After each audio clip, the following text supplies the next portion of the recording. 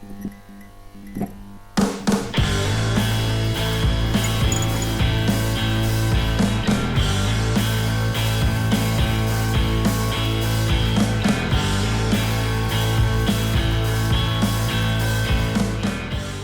guys, welcome to Realities of Real Estate. I'm Jared. And I'm Kyle Baker.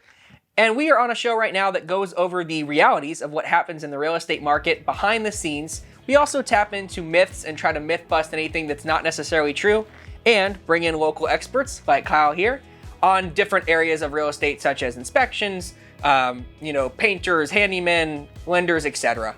Today's topic is going to be pre-approval versus pre-qual.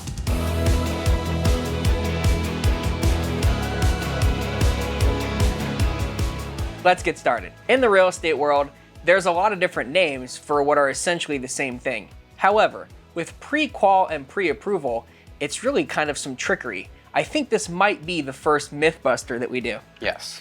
So, a pre-qualification is what, Kyle? So yes, there is a difference, massive difference between a pre-qualification and a pre-approval. So as we look at it, a pre-qualification is basically you just tell your lender or your bank the information. You tell them, hey, here's what my credit score is, here's what my income is, I've got X amount of dollars in the bank. There's no real verification to it. They're just kind of going by your word. They say, well, based off of what you've told me, you are pre-qualified for X amount of dollars. That is not the way that you want to go buy a house.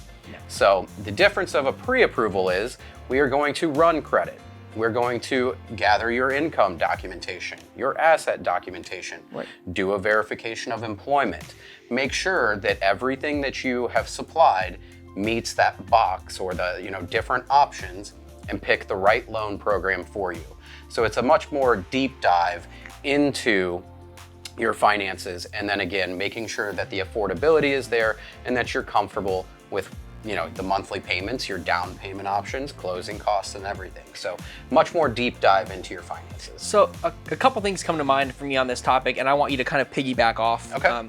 So my first thought is, we're not saying this to try to say that getting a pre-qual is a horrible thing. Getting an idea of where you might be at is not a bad thing. If you want to call an agent or a lender and say, hey, I'm thinking about buying a house this year.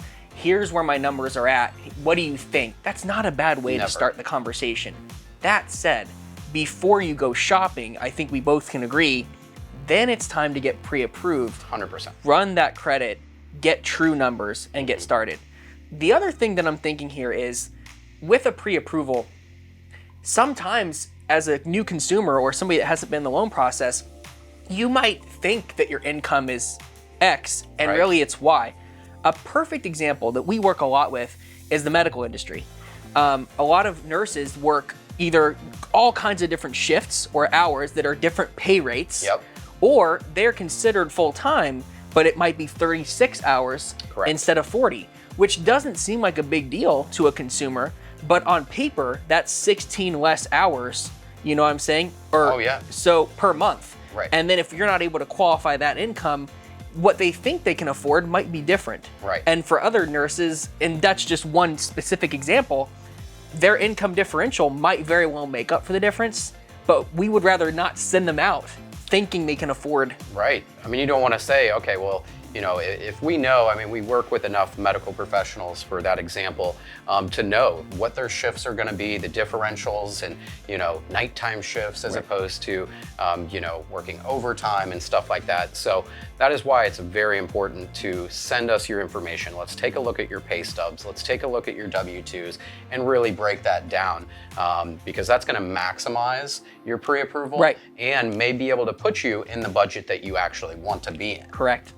And it's going to cause you a lot of, save you from heartache in the future. Right. If you thought you were approved for X and now it's a little less, at least you know that when you're making offers, you can truly afford the home. Correct. So, those were the two main things I was thinking of.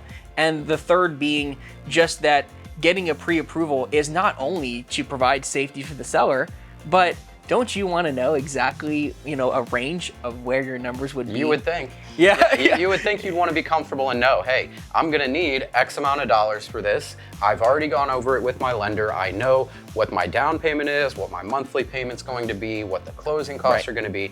You already have that in your head, so you're not, getting into the process. You've done your inspection period. You're going through the process, and then you get sticker shock and go, oh my gosh, I didn't realize I needed, all of this money. I can't do this, and you start getting nervous. When we do this ahead of time and we have these tough conversations, or we hit these, I like to call them pain points. Right.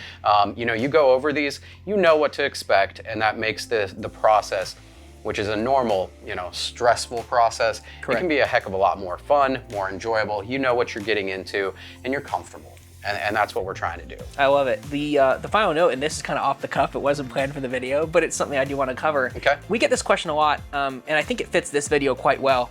What are some documents that a buyer should be prepared to have ready for a pre-approval process? Great question.